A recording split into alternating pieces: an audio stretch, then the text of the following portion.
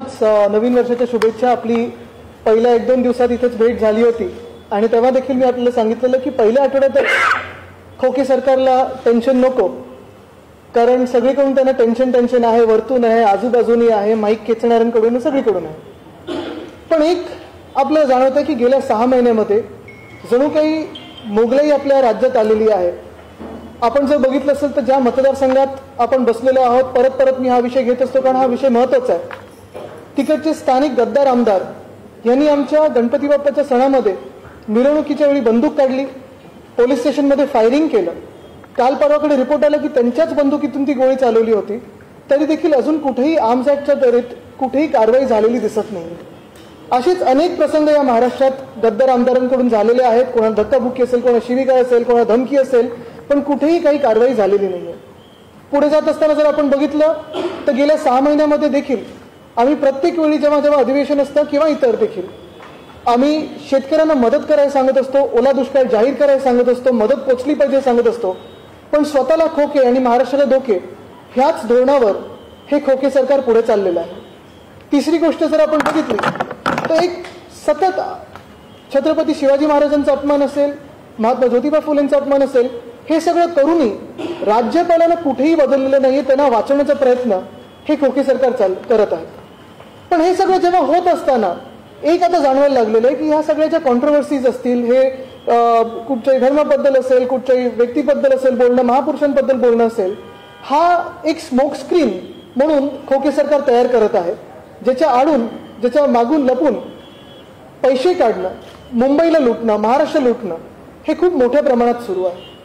आजचा जो विषय मी घेत आहे, आपल्यासमोर आणत आहे, तो खूप महत्त्वाचा आहे, खूप गंभीर आहे, कारण हा विषय आपल्या प्रत्येक माणसाच्या, प्रत्येक व्यक्तीच्या एकदम जवळचा विषय।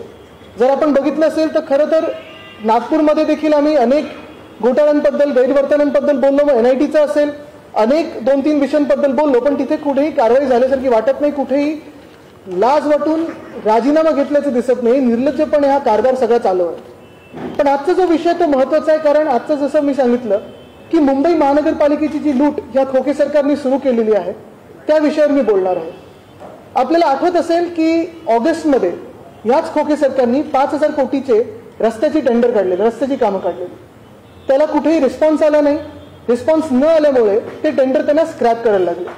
आता मध्यंतरीच्या काळात परत सगळं बदलून वगैरे त्यांनी नवीन टेंडर्स आता घोषित केलेले आहेत, मला त्या पॅकेज दिले गेलेले आहेत, वर्क ऑर्डर ह्या पुढच्या 1-2 दिवसात येतील। पण हे होण्याच्या आधी मी मुंबईकरांना त्याच्या मागचं सत्य काय आहे ते लोकांसमोर आणण्याचा प्रयत्न माझा हा आहे, आपल्यासमोर देखील आहे, कारण आपण अनेक लोकांनी इथे BMC किंवा मुंबई ह्याला खूप वर्ष कव्हर केलेलं आहे। मुंबईबद्दल विषय आपण अनेक मांडलेले आहेत, मग ते आमच्या वेळीचे असतील, आधीचे असतील, नंतरचे असतील, बरोबर असतील, चुकीचे असतील, हे सगळं तुम्ही मांडत मुंबईला आपण जपत इथपर्यंत आणलेलं आहे। पण आजचा जो विषय महत्त्वाचा जो रस्त्यांचा आहे तो असा आहे की साधारणपणे 400 किलोमीटर एवढ्या रस्त्यांचं कॉन्क्रिटीकरणचं टेंडर काढलं गेलं आहे। 6,080 कोटी एवढं मोठं हे टेंडर आहे आणि हे टेंडर काढत असताना काही ठळक गोष्टी मी आपल्या समोर आणतो। पहिली गोष्ट म्हणजे मुंबईत काम करण्याचा जो फेअर सीझन असतो तो 1 ऑक्टोबर ते 31 मे असतो। म्हणजे 1 ऑक्टोबरला जी कामं पावसाळ्यानंतर सुरू होतात ती साधारणपणे 31 मे पावसाळ्याच्या आधी ही बंद झाली पाहिजेत, ज्याला आपण रोड्स क्लोज बोलतो किंवा कामं क्लोज करणं बोलतो, ती झाली पाहिजेत। जर हे काम आत्ता जर वर्क ऑर्डर दिली, साधारणपणे फेब्रुवारीच्या पहिल्या आठवड्यात ह्यांनी जर कामं सुरू केली, ती होतील की नाही अजूनही कोणाला माहिती नाही, कारण 400 किलोमीटर तुम्ही अंदाज घ्या, लक्षात घ्या की किती मोठं काम यांनी हाती घेतलेलं। 400 किलोमीटर हे रस्ते मुंबईत खोदून ठेवणार, ते कामं सुरू कधी होणार? बरं, एक रस्ता बनवत असताना साधारणपणे 42 युटिलिटीज त्या रस्त्याच्या खालती असतात, त्याच्याबरोबर कोऑर्डिनेट करायला लागतं, 16 एजन्सीज असतात त्यांच्याबरोबर कोऑर्डिनेट करायला लागतं, आणि हे सगळं झाल्यानंतर ट्रॅफिक पोलिसची परवानगी घ्यायला लागते, त्यांची NOC घ्यायला लागते आणि मग कामं होतात। पण हे न बघता 400 किलोमीटरची कामांचे टेंडर आता काढलेली आहेत, 6,000 कोटी एवढी। दुसरं म्हणजे हे सगळं होत असताना घटनाबाह्य मुख्यमंत्र्यांना हे पण माहिती नाहीये की किती एजन्सीज काम करतात, कुठे काम करतात, मुंबईचे रस्ते कसे आहेत, कसे वापरले जातात, कसे त्याला खोदकाम होतं, कशी कामं होतात। कारण आपल्याला आठवत असेल एखाद महिन्यापूर्वी फिल्म सिटी बद्दल मुख्यमंत्र्यांनी एक टेंडर काढायला सांगितलं, साधारणपणे 225 कोटीचं टेंडर महापालिकेला काढायला सांगितलं, आणि तेव्हा त्यांच्या नजरेत आणून दिलं महापालिकेने की फिल्म सिटी ही महापालिकेच्या अखत्यारीत नाही, पूर्ण वेगळी संस्था आहे, आणि ते त्यांनी काम करणं गरजेचं आहे. मुंबई किंवा बीएमसीच्या पैशातून होऊ नाही शकत, ती वेगळी संस्था आहे. तरी देखील अजूनही त्या टेंडरचं काय झालंय हे आपल्याला माहिती नाही. म्हणजे मुंबईचा किंवा बीएमसीचा पैसा या दुसऱ्या संस्थेला देऊ शकतात का? स्टँडिंग कमिटी नसताना देऊ शकतात का? इम्प्रुव्हमेंट कमिटी नसताना देऊ शकतात का? जनरल बॉडी नसताना देऊ शकतात का? हा पहिला प्रश्न झाला. दुसरा प्रश्न हाच राहतो की हे सगळं जे आहे 400 किलोमीटरचं ते एकंदर फार्स ह्यासाठी वाटतं, हा घोटाळा ह्यासाठी वाटायला लागलेला आहे.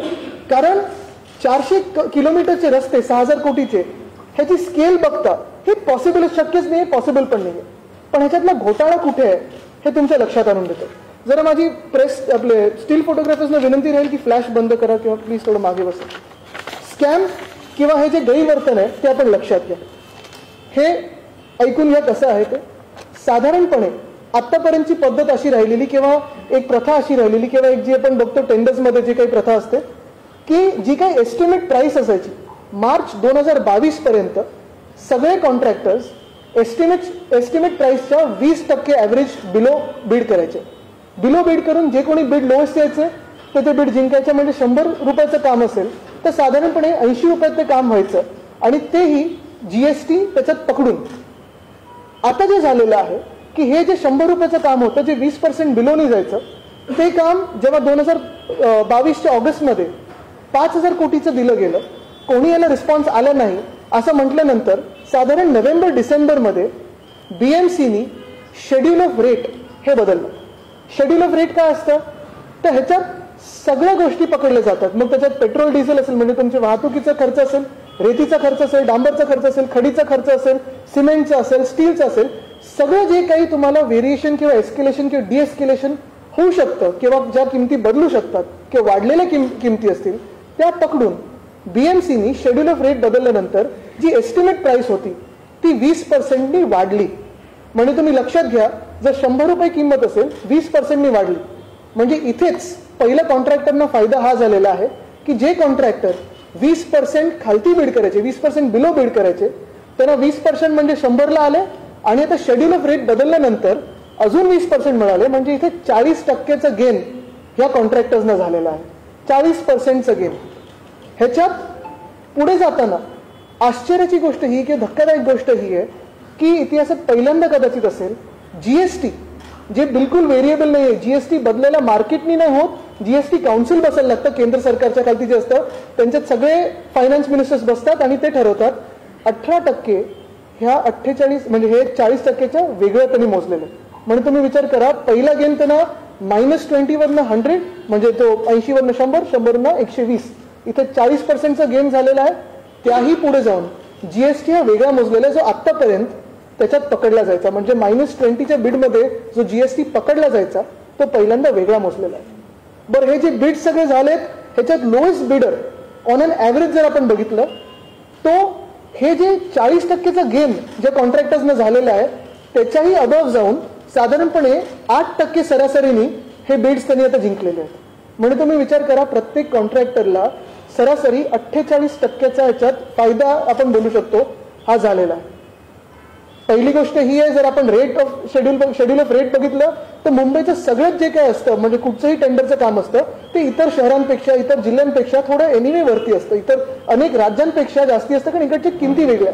पण हे जरी पकडलं मग हे जे काही अबव्हवर कॉन्ट्रॅक्ट आलेले आहेत मग 6.6 असतील, 7.43 असतील, 8% असेल, 9% असेल, हे जे अबव्ह कॉन्ट्रॅक्ट आलेलं आहे ते एस्टिमेट जे रिवाइज केलेलं 40% जिथे वाढवलेलं आहे त्याच्याही वरती कसं मिळालं आहे ना, ही विचार करण्याची गोष्ट नाही का?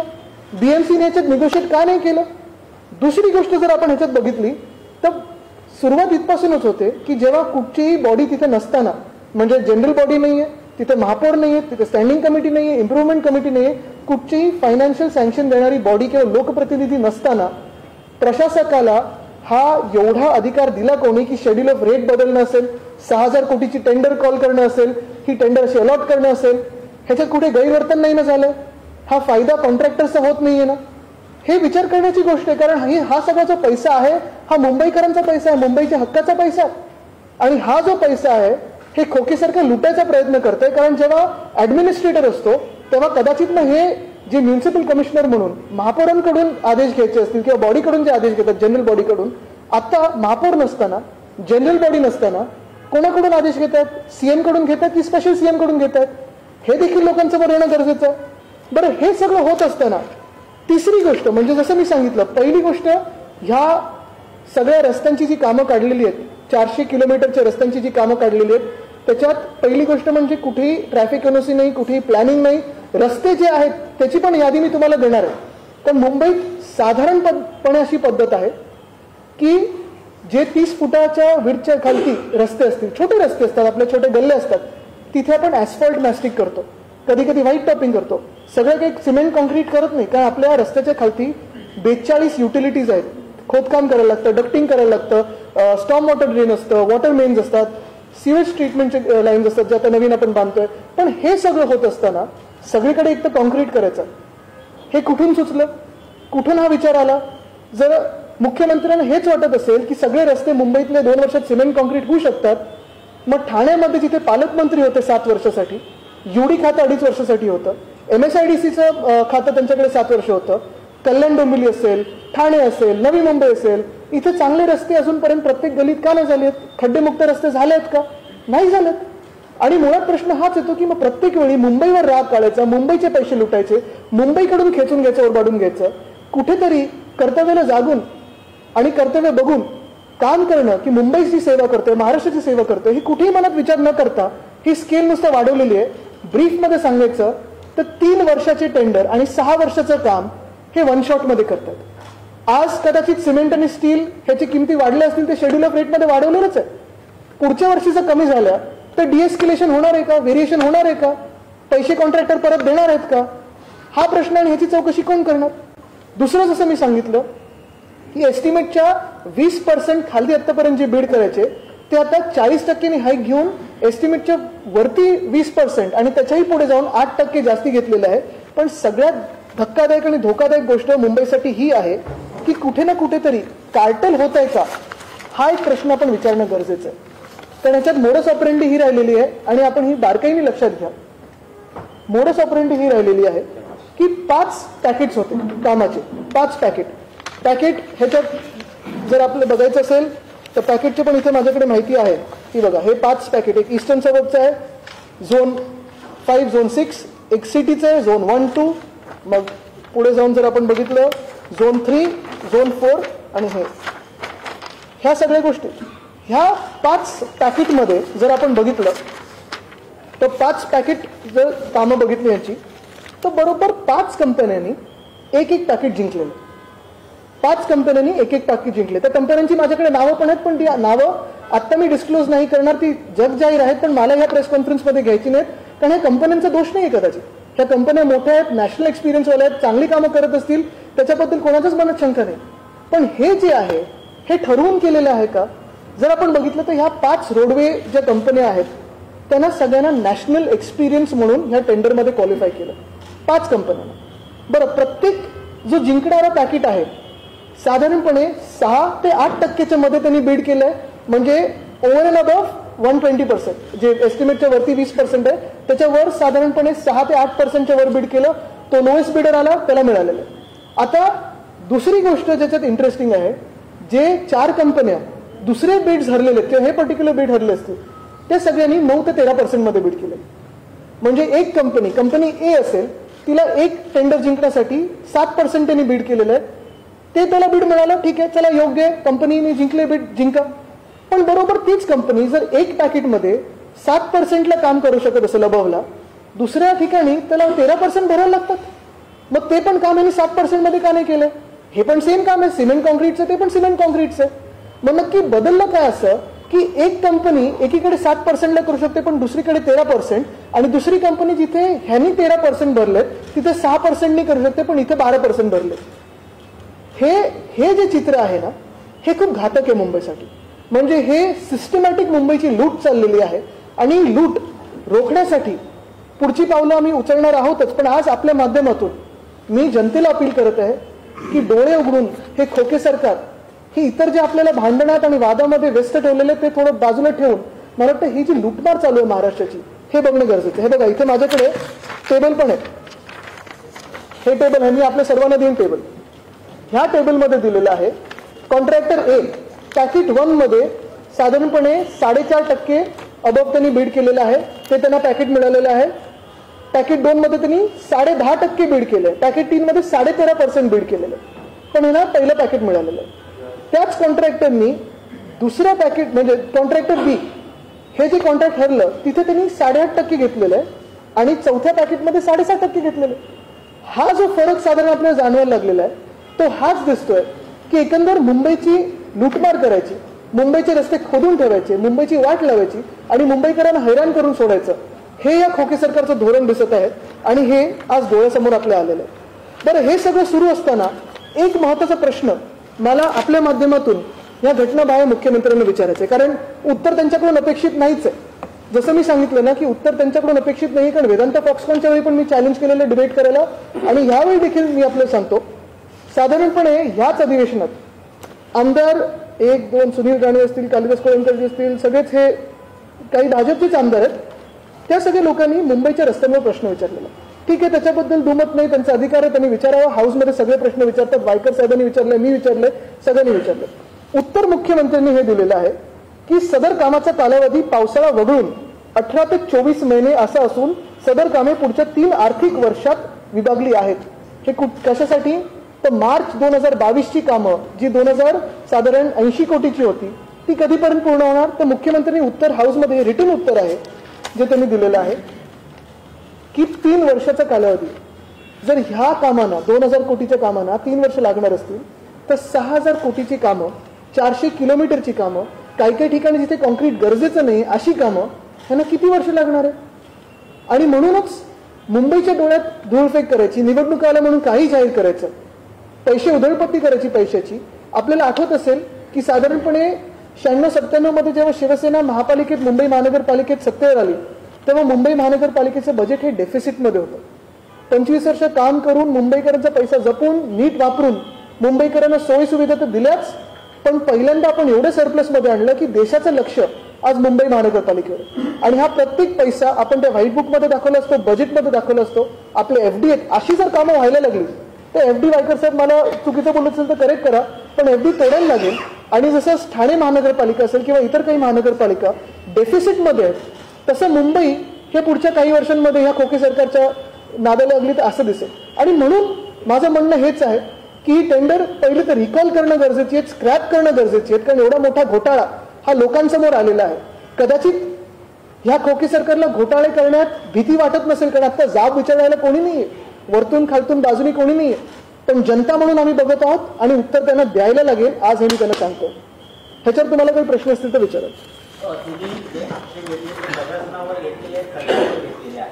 सध्या जनरल बॉडी अस्तित्वात नाहीये, अशामध्ये ही कामं केली जातात असं तुमचा आक्षेप आहे. या विरोधात तुम्ही नेमकी तक्रार कोणाकडे करणार आहात? तुम्ही कोर्टात जाणार आहात? आता मला तुम्ही सांगा तक्रार कोणाकडे करायची? जेव्हा मुख्यमंत्री अशा घोषणा करायला लागतात, एका बाजूला ते उत्तर देत आहेत की 2500 कोटीची जी कामं आहेत 2022ची त्याला 3 वर्ष लागणार आहे आणि मग सांगतात आम्ही 2 वर्षात खड्डे मुक्त करू, कॉन्क्रीट करू. थोडा अभ्यास करणं गरजेचं असतं जेव्हा आपण पदावर बसतो की कॉन्क्रिटीकरण कुठे होऊ शकतं, कुठच्या शहरांमध्ये होऊ शकतं, कुठे गरज आहे, कसे कामं होतात, काय त्याचं एक वॉल टू वॉल डेव्हलपमेंट रोड्सची असायला पाहिजे, हे सगळं अभ्यास करूनच झालं होतं. बरं, हे नुसतं गैरवर्तन नाही तर हा घोटाळा होणार जर हे पुढे वर्क ऑर्डर दिले तर. हे लोकांसमोर ह्याच्यात किकबॅक्स मिळतात का, कोणाला कार्टलायझेशन होतंय का? बरं, हे सगळं करून नॅशनल एक्सपिरियन्सच्या कंपन्या आणून सबलेट करायला तुम्ही त्यांना मुभा दिली, म्हणजे तेच कॉन्ट्रॅक्टर परत येणार आणि तीच कामं करत राहणार. त्याच्यावर आम्ही विचार करणार, पण आता आपल्या माध्यमातून जनतेसमोर तर हे घोटाळे आम्ही नेतात.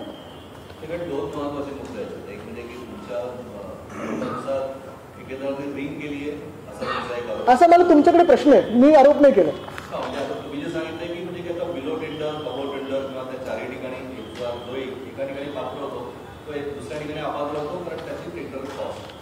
आणि सेकंड एक महत्त्वाचा मुद्दा की याच्या कोणत्याच परमिशन घेतल्याने आहे तुम्ही दावा केला तर हा बेसिकली टेंडर फ्लोट करायचं असेल तर त्याच्या एनओसी सगळ्या असल्या पाहिजे आधी असं कायदा नाहीये. नाही, तुम्हाला याच्यात थोडं सांगतो, कारण मी पण 2.5 वर्षात आम्ही जेव्हा रस्त्यांची एनओसीज वगैरे मी ट्रॅफिक पोलिसला सांगायचो तेव्हा असं होतं की रस्ते जेव्हा ठरतात तेव्हा त्याची गरज काय असते. काही काही रोड्स DLP असतात, काही ठिकाणी ऍस्फॉल्ट नास्टिक करतो आपण, काही ठिकाणी नुसतं व्हाईट टॉपिंग करतो, काही ठिकाणी पूर्ण सिमेंट कॉन्क्रीट खोदून करतो. आता मरीन ड्राईव्ह सारखा रस्ता ओबळ्या वगैरेच्या तिथे जर आपण बघितलं तर कॉन्क्रीट होता, पण पुढे आम्हाला जाणवलं की ॲस्फॉल्ट मॅस्टिकवर टिकून राहतं. 2013 झालेला रस्ता अजूनही नीट आहे, पण ते ॲस्फॉल्ट मॅस्टिकचं आहे. म्हणजे गरजेचं नाही की सगळीकडे सिमेंट कॉन्क्रीट झालं पाहिजे. दुसरं म्हणजे 400 किलोमीटर जेव्हा आपण घेऊ रस्ते, तेव्हा खरोखर ट्रॅफिक पोलिसांना एनओसी देईल का? कारण एकदा रस्ते ठरल्यानंतर वर्क ऑर्डर दिल्यानंतर हे एनओसीज येतात. पण 400 किलोमीटरसाठी ट्रॅफिक पोलिसांची परवानगी त्याला 400 किलोमीटरसाठी मिळेल का? कारण आत्ता जर आपण बघितलं, मेट्रोची कामं चालू आहेत, मोठ्या इन्फ्रास्ट्रक्चरची कामं चालू आहेत, 50 ते 100 मीटरचीच परवानगी आपल्याला ट्रॅफिक पोलिसकडून मिळते. ते प्रॅक्टिकल आहे, कारण मुंबईसारख्या शहरामध्ये ट्रॅफिक खूप असतं. माझा प्रश्न हा आहे की टेंडर फ्लोट करण्याच्या आधी एनओसी घेणं आवश्यक आहे की नाही? नाही, टेंडर झाल्यानंतर माझा मुद्दा हा येतो की एवढा सगळा विचार करणं हे एक गरजेचं आहे. दुसरं, 400 किलोमीटरचे टेंडर म्हणजे तुम्ही 3 वर्षाचे टेंडर हे एका वर्षात काढतात, पण मुंबईला एटीएम सारखं वापरतात. तुम्ही आयुक्तांना पत्र सुद्धा लिहिलंय, जो प्रस्ताव प्रलंबित होता तो आता 6 महिने लेट झाला, त्या संदर्भात काय सांगाल? कारण आता त्याचं उद्घाटन नाही, ते चांगलं आहे. मी नुसतं त्यांना हे मला माहिती नव्हतं पंतप्रधान महोदय त्याचं उद्घाटन करतायत. पण एसटीपीचा प्रश्न हा आहे की गेले 10 वर्ष एनजीटी, सुप्रीम कोर्ट ह्या चक्करमध्ये सीओडी बीओडी किती असावा ह्याच्यावर अडकलेलं. साधारणपणे आमच्या काळात सगळं ते नीट झालं, मार्गी लागलं आणि भूमिपूजन बाकी होतं. पण ते बाकी होतं मागच्या जुलैमध्ये जेव्हा सरकार पडलं तेव्हा. आता साधारणपणे 6-7 महिन्यानंतर हे सरकारला आठवलं एसटीपी चांगलं. महालक्ष्मी रेस्टोरंटचा देखील प्रश्न उचलला होता. तुमचं असं म्हणणं आहे की मुलुंडला ते हलवलं जातं आणि ते प्रायव्हेट जागेमध्ये त्याविषयी त्याच्यावर मी डॉक्युमेंट्ससह बोलणार आहे. पण जरा हा पहिला प्रश्न घेऊन मग त्याच्यावर नंतर पुढच्या प्रेस कॉन्फरन्समध्ये बोलू, कारण ते पण डॉक्युमेंट्स हातात आलेले.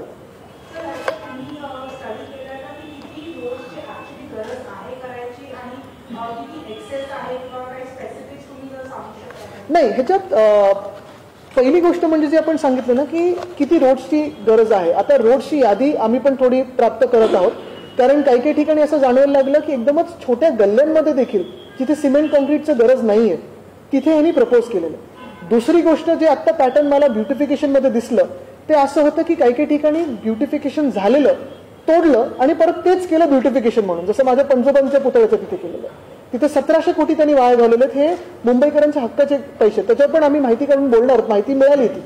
पण हे सगळं होत असताना मूळ मुद्दा हाच राहतो. पहिलं म्हणजे स्केल. हे स्केल झेपणारं आहे का, परवडणारं आहे का, प्रॅक्टिकल आहे का. दुसरं म्हणजे जे काही एस्टिमेट शेड्यूल ऑफ रेट बदलल्यानंतर 20% वरती गेलं म्हणजे 40%चं गेन, त्याच्याही अबव 8% सरासरी म्हणजे 48%, त्याच्या वेगळं 18 म्हणजे 66%चं जे एस्केलेशन ह्यांना मिळालेलं आहे ते 8% गरजेचे आहेत का शेड्यूल ऑफ रेट बदलल्यानंतर? हे हाईक कशासाठी केलेलं आहे? प्रॉफिटसाठी केलं आहे, किकबॅकसाठी केलं आहे, की खरोखर काही ह्याच्यात सत्य आहे? बीएमसीने ह्याच्यावर पुढे यावं, पण हे स्क्रॅप करणं गरजेचं आहे का? हा घोटाळा दिसतो लोकांसमोर. आणि तिसरी गोष्ट परत जसं मी सांगितलं ना की कार्टेलायझेशन होत आहे का, हा माझा प्रश्न. 5 कंपन्यांना बरोबर 5 टेंडर मिळालेत आणि सबलेटचा त्यांना मुभा दिलेली.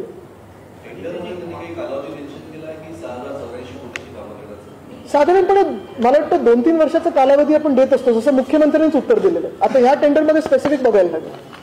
महापालिकेच्या अधिकाऱ्यांना वरिष्ठ अधिकाऱ्यांना कोरोना काळात नाही, ते म्हणजे सीएमडीसीएमची की खरं ह्याची? ईडी म्हणजे कोण? कारण हे आता बिल्डर कॉन्ट्रॅक्टर सरकार होत चाललेलं. कोरोना काळाच्या कामांची चौकशी जी आहे ती होणार आहे आणि कोण होईल अशी चांगलं आहे. उद्या त्याच्यात मला काही जायचं नाहीये. त्याच्यावर मला वाटतं आता कॅटचं पण झालं, जे काय व्हायचं ते होतं. यापूर्वीची जी टेंडरिंग प्रोसेस होती आणि आता जी तुम्ही सांगताय यामध्ये नेमका फरक काय, कशा पद्धतीने व्हायलेशन झाले तसं तुमचं? महत्वाची गोष्ट, पहिलं तर टेंडरिंग प्रोसेसमध्ये एवढा मोठा फंड सँक्शन करत असताना कुठच्या बॉडीचं सँक्शन घेतलं? लोकप्रतिनिधी त्याच्यात नव्हते, तर कोणाचं नक्की सँक्शन घेतलं? ऍडमिनिस्ट्रेटर आणि म्युन्सिपल कमिशनरनी सँक्शन दिलंय की कुठच्या मुख्यमंत्र्यांनी सँक्शन दिलं? दुसरी गोष्ट म्हणजे जसं मी सांगितलं की साधारणपणे गेल्या 10 वर्षात मी बघितलं सरासरी 2 ते 2,500 कोटीची कामं ही मुंबईत होतात. त्याच्यात आपण ठराविक कामच करू शकतो प्रत्येक वर्षी. 3 वर्षात हे विभागलं जातं, कारण ट्रॅफिकच्या परवानग्या असतात, 42 युटिलिटीज असतात. म्हणजे कदाचित कुठे आपलं महानगर गॅस असेल, कुठे MTNL असेल, कुठची फायबर असेल, कुठे वॉटर मेन्स असतील, कुठे स्टॉर्म वॉटर ड्रेन्स असतील. हे सगळे 42 एजन्सीज, काही सरकारी आहेत, काही प्रायव्हेट आहेत, काही सेमी ऑटोनॉमस आहेत, त्यांची एनओसी त्यांच्याशी कोऑर्डिनेट करून करायला लागतात, रस्ते बंद करायला लागतात.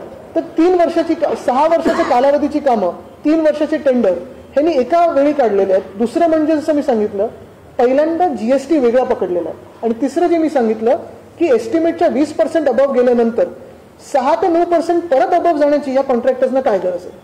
मुख्यमंत्री डावसला चाललेले आहेत, दौरा आहे, 1.5 लाख कोटीची कामे किंवा प्रोजेक्ट आणणार असं त्यांनी आधीच जाहीर केलं. नाही, त्याच्यावर मी बोलणार आहे, त्यांचं होऊ द्या. त्यांना आत्तापासून डायव्हर्सचं टेन्शन नका देऊ. पण महत्वाची गोष्ट ही आहे की माझी मुंबई विकू नका, स्वतःला तुम्ही विकलेलं आहे ते पुरेसं आहे. माझी मुंबई विकू नका आणि माझ्या मुंबईचं ATM करू नका. आपण इतके वर्ष मुंबईत शिवसेना आणि ते मिळूनच होते, तर त्यांनी इतकं मोठ्या प्रमाणात जे काढलेले आहेत अशा पद्धतीने ते एकत्र काढू शकतात का? हाच माझा मुद्दा आहे. आणि जरी तुम्ही 6,000 किंवा 12,000 कोटीची जरी कामं काढली तरी एका वर्षात ती होऊ शकतात का? एका वर्षात एवढी मोठी कामं काढणं योग्य आहे का? म्हणजे तुम्ही एक बघा, एक महत्वाचं कॅल्क्युलेशन आत्ता ह्या हाईट नंतर झालेलं आहे की मुंबईत पर किलोमीटर जो कॉन्क्रीटचा रस्ता 10 कोटीला बनायचा तो पर किलोमीटर आता 17 ते 18 कोटीला बनणार आहे. हा खूप मोठा फरक आहे. 17 ते 18 कोटी पर किलोमीटर जो 10 कोटीत बनायचा. लोकल बॉडी इलेक्शन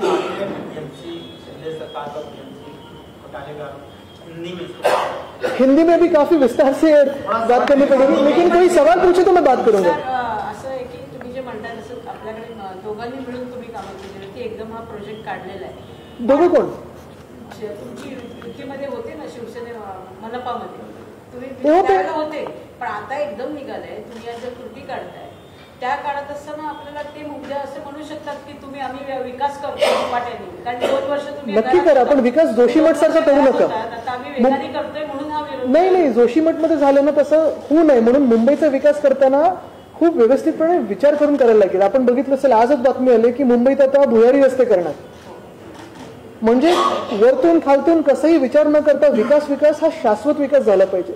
आणि हेच मी विचारीन जे आमच्यासोबत 25 वर्ष होते किंवा जे नगरसेवक राहून आता खासदार झाले असतील, आमदार झाले असतील सगळ्याच पक्षांमध्ये, त्यांना विचारीन की अशा प्रकारचं टेंडर लोकप्रतिनिधी नसताना हे तुम्हाला पटणारं आहे का सगळ्याच पक्षांमध्ये? कारण ठीक आहे, गद्दार जे आहेत ते 40ची टोळी आहे, त्यांना माहिती आहे की जास्ती वेळ त्यांचं सरकार टिकणार नाही, जे काय आहे ते आत्ताच आहे. पण पुढे जात असताना जो लॉंग टर्म विचार लोकप्रतिनिधींना करायचा आहे तो लोकप्रतिनिधी नसताना एवढं मोठं टेंडर येणं हे किती योग्य आहे? आणि महत्वाची गोष्ट म्हणजे जे काही आपल्याला ह्याच्यात ओपन जे काही इरेग्युलॅरिटीज दिसत आहेत त्या त्यांना मान्य आहेत का, हा देखील माझा प्रश्न आहे. तुम्ही म्हणाल तुमच्या कॉन्फरन्समध्ये की मुंबईवर राग काढू नका. मला वाटतं हे सरकार खास करून मुंबई विरोधी आहे, कारण यासाठी पण हा मुद्दा उपस्थित केलेला होता की मुंबईतल्या गोष्टी ज्या आहेत त्या बाहेर गेल्या जातात. मुंबई विरोधी नाही, हे पूर्ण महाराष्ट्र विरोधी सरकार आहे. जर आपण बघितलं तर सुरुवात राज्यपाल महोदयांकडून करावी, तर त्यांनी जे काही आतापर्यंत शब्द वापरलेले आहेत किंवा जे काही म्हणालेले आहेत आतापर्यंत, मग छत्रपती शिवाजी महाराजांवर असो, महात्मा ज्योतिबा फुलेंवर असो, कुठेही काही त्यांना एक साधं गोष्ट पण त्यांना सांगितली नाही, कुठेही त्यांना बाजू करण्याची पण मागणी केली नाही. अनेक गोष्टी, मग ह्या सगळ्या गोष्टींना लक्षात घेत असताना वेदांता फॉक्सकॉन निघून गेले असेल, अनेक प्रोजेक्ट निघून गेलेले आहेत.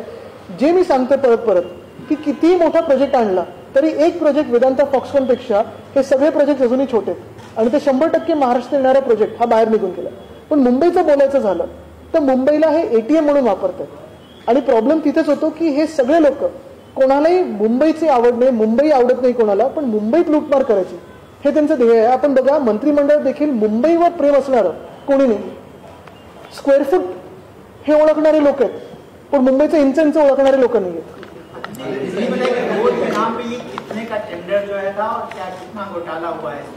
ये अगर आप देखिए तो सबसे पहली बात यही होती है कि मुंबई में फेयर सीजन जो होता है रास्तों के काम करने का, वो 31 अक्टूबर से 1 मई तक होता है. लेकिन अभी जो हो रहा है काम, शायद 1 फरवरी से काम शुरू हो सकता है. 400 किलोमीटर के लगभग इन्होंने टेंडर्स निकाले हैं, 6000 करोड़ के टेंडर्स निकाले. ये टेंडर्स अगर आप देखें तो इसमें 2-3 चीजें अहम से प्रखर से आपको दिखाई देगी. पहले चीज यही है कि कोई भी लोक प्रतिनिधि न होते हुए प्रशासक इतने बड़े टेंडर्स इशू कर सकते हैं क्या, ये पहला सवाल होता है. दूसरा सवाल यही है कि 400 किलोमीटर के लगभग जो टेंडर्स है वो 400 किलोमीटर करने के लिए जो प्लानिंग लगती है, ट्रैफिक पुलिस की NOC लगती है, 42 यूटिलिटीज जो 42 यूटिलिटीज हमारे रास्तों के नीचे है, उनसे कोई कोऑपरेशन कोऑर्डिनेशन हुआ है क्या? क्योंकि मुंबई में काफी सारे इंफ्रास्ट्रक्चर के काम शुरू है. MTHL है, वर्ली शिवड़ी कनेक्टर हो, कोस्टल रोड हो, मेट्रो के काम है. ये सब देखते हुए अगर आपको देखना है कि मुंबई में काम कितना हो सकता है किसी भी रास्ते पे, तो 50 से लेकर 100 मीटर तक हो सकता है. तीसरी चीज यही दिखाई दे रही है कि जो अभी बिड्स आए हैं, वो पहले तो बिड्स अभी तक जो देखा जाता था मार्च 2022 तक, वो सारे बिड्स एस्टीमेट के 18 से लेके 20% बिलो आते थे। पहली बार ऐसे हुआ है कि ये बिड्स को रिवाइज, एस्टीमेट प्राइस को रिवाइज करके 20% से हाइक किया, यानी जो 100 रुपए अगर कीमत हो तो 120 पे लिए, तो 40% की तो हाइक कॉन्ट्रैक्टर को मिली। और जो कॉन्ट्रैक्टर्स बिड जीत रहे हैं, अगर आप देखें तो एवरेज 6% से लेके 8% की उस पर भी हाइक ली है उन्होंने, यानी 48% की हाइक, और जीएसटी पहली बार अलग उसमें चार्ज किया है। तो ये किकबैक्स के लिए है, ये प्रॉफिट के लिए है, लेकिन मुंबई का पैसा है। अगर ये किकबैक्स के लिए हो या प्रॉफिट के लिए हो तो मुझे नहीं लगता ये मुनासिब है ये करना। ये बात ऐसी चल नहीं सकती मुंबई में, ये घोटाला है सर। और आगे जाके अगर देखें तो 5 कंपनियों को 5 पैकेट के बराबर टेंडर लगे हैं, और जैसे बिडिंग हुआ है कहीं ना कहीं रिंग बन रही है क्या, ये मेरा सवाल है। आरोप नहीं है लेकिन सवाल है। अगर आप देखें तो वैसे दिखाई देगा।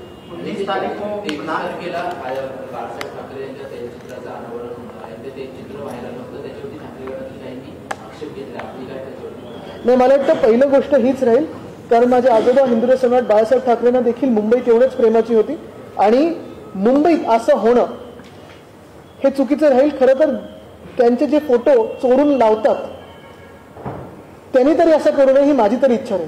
कुठेतरी लाज वाटून हे टेंडर स्क्रॅप करावं आणि परत एकदा कोर्ट मॉनिटर्ड टेंडर जसं एसटीपीसाठी केलं तसं सुप्रीम कोर्ट मॉनिटर्ड टेंडर काढावं, तरच आम्ही मान्य करू. कारण लोकप्रतिनिधी नसताना कोणी तिथे प्रश्न विचारायला नाही. खाली जो 19 तारीख को प्रधानमंत्री जी आ रहे हैं, नहीं, उस पर नहीं, आज त्याच्यावर मी नंतर बोलू ना, 23ला बोलू. त्याच्यावर उपाय काय तुम्ही बोलताय? उपाय हाच आहे. गद्दार म्हणताय, सगळं होतंय, मुंबईला वेगळ्या शोषण करण्याचं काम चालू आहे, पण तुम्ही बोलून ऐकत नाही, तर जनता काय करणार आहे? जनता ऐकत आहे. मी तर हेच सांगतो सतत की निवडणुका लावा, उद्या जनता तुम्हाला दाखवेल की नक्की निकाल काय. आदित्यजी सत्तेची तावडींना पाठिंबा देणार आहेत का अपक्ष अर्ज भरले? नाही, मला वाटतं पहिला हा प्रश्न महत्वाचा आहे, कारण जसं मी सांगितलं या सगळ्या कॉन्ट्रोवर्सीज या स्मोक स्क्रीन आहेत.